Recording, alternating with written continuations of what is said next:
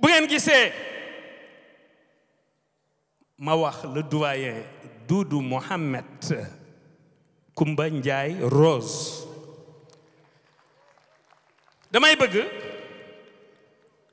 ñu xam ni am métier xale yi di ca amusé wu bokkut ak mag muy fo al ixlaas lay léemoo galenam qul huwa allahu ahad allahu samad lam yalid walam yulad walam yakun lahu kufuwan ahad lay léemoo galenam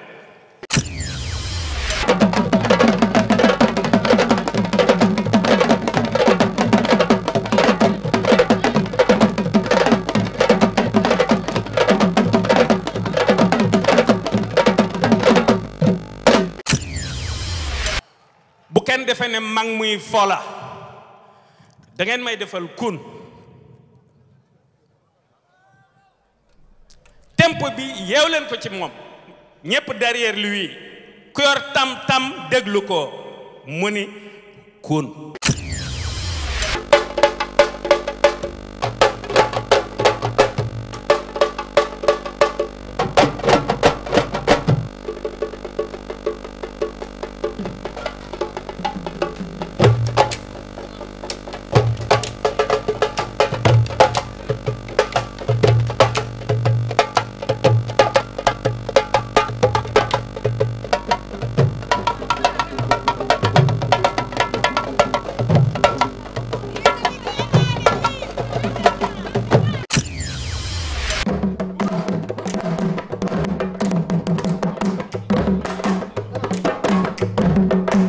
Bamar Caka ak Baxaw ngari jéena nga des sa buntu pa mu ndar ba dema jéena nga des sa ngalam surtout njugo sini war xa jéen ak njagondo yo gro xoye jël mariane la ñu dippee mariane ayta ak sa bambi faak ma jeey ndongo ramala nak famay korkode marawa da marum gantour ne de ci mari jéen ak sumel mari jéen ma jéen dem ba borom kay gis nga man bo demé ci sum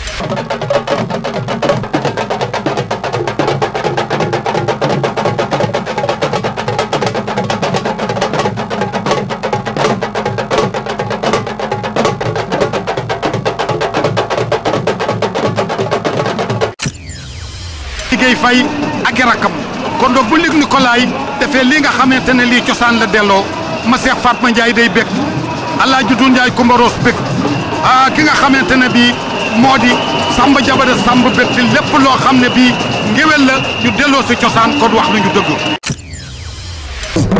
ak ma fe yaay binte moy ne ko lek niin bo gene leer ndax tama taja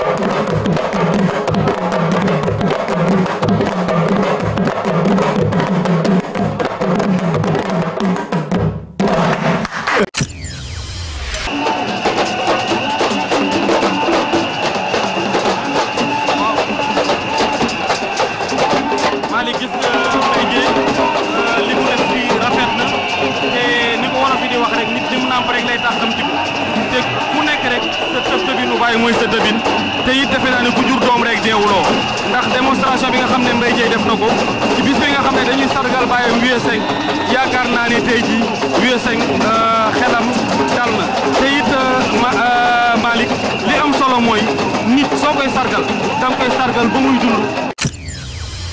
7e édition baa ngi nii li nag muy doomu aadama boo xam ne bàyyi la ma def ko doom mu def nag lu kenn deful ma koy ñaanal yàlla nag yàlla guddal fan bi wéral cër yi bàyyi ci kanamu njaboot bi jaay Rasulullah parce que lii ku mu seddu soxol dara du sedd soxol li tuddeewuma drapeau pour xaalis daf ma def bàyyi ma def ko doom te it du ko rëccu mukk nag incha allahu rabbi drapeau yi moom dina ko def ay yoon yàlla nañu fekk jàmm ak salaam ku yiw.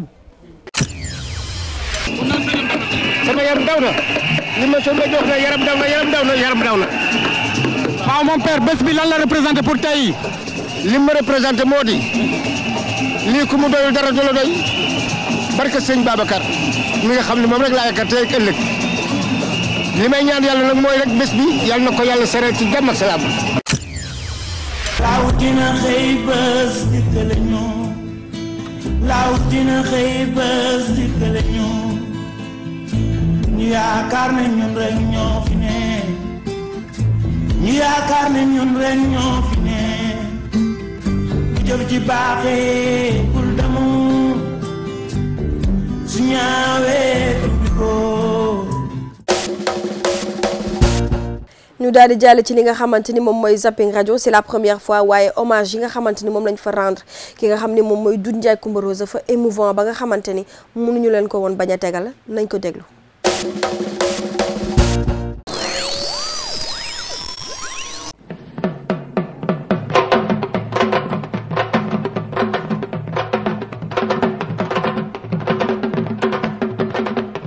À l'âge de 9 ans, j'ai commencé à apprendre la percussion et il fallait aller à l'école.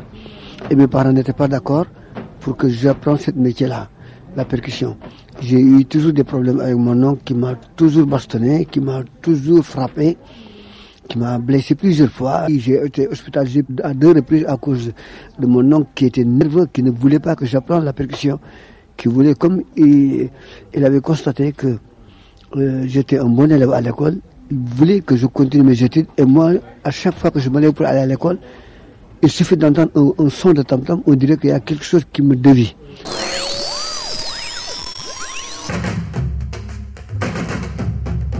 Selon la légende, c'est la danseuse et chanteuse Joséphine Baker, de passage à Dakar, qui aurait prédit à Doudou Ndiaye Rose qu'il serait un jour un grand batteur. L'histoire est belle et la vie de Mamadou Ndiaye, le vrai nom de Doudou Ndiaye Rose, ressemble effectivement à une légende. Né à Dakar, dans un quartier aujourd'hui englouti dans la Médina, ce percussionniste hors pair est issu d'une famille de griots. Même s'il s'initie au tam-tam traditionnel à l'âge de 7 ans, Doudou Ndiaye Rose travaille d'abord comme soudeur.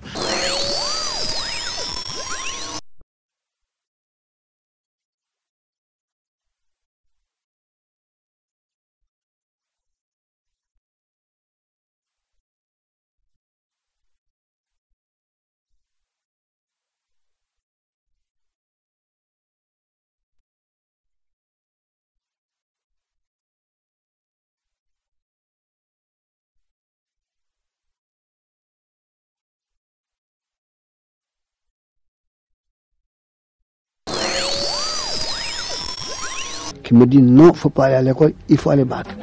Et c'est plus fort que moi. Hey! Andari lem, andari njou, andari soumbey. Piche piche ndobin, ramatu, piche na wandorek. Piche piche ndobin, mamle sun, gañi bañon daw. Buñu bokke nanguren sen pexe jubul. Tekat nga guux pétrole di wolo nital, lo se gobe garal. Hey! Aruna Ndiaye, Mar Gueye, Nibacha Ndiaye, Moustapha Ndiaye, Ismaïla Faye. Combien de rythmes vous maîtrisez? Plusieurs centaines de rythmes, non? Pas plus, des milliers de rythmes, parce que je l'ai appris sérieusement. J'ai fait les 10 régions pour apprendre tous les rythmes de chaque région et des rythmes que j'ai composés à moi-même. Repéré lors d'un défilé de tambourinaires le jour de l'indépendance en 1960, le maître du sabar deviendra chef tambour des ballets nationaux du Sénégal. Sa carrière internationale commence à plus de 50 ans au milieu des années 80 après une prestation au festival Nancy Jazz Pulsation. En 1989, il fait partie des artistes invités au bicentenaire de la Révolution française. Ensuite, les collaborations s'enchaînent avec Peter Gabriel qui sort l'album Diaboté sur son label Real World ou encore avec le barde breton Alan Stivell. Avec la mort de Doudou Ndiaye Rose, c'est à la fois un artiste traditionnel et universel qui s'éteint.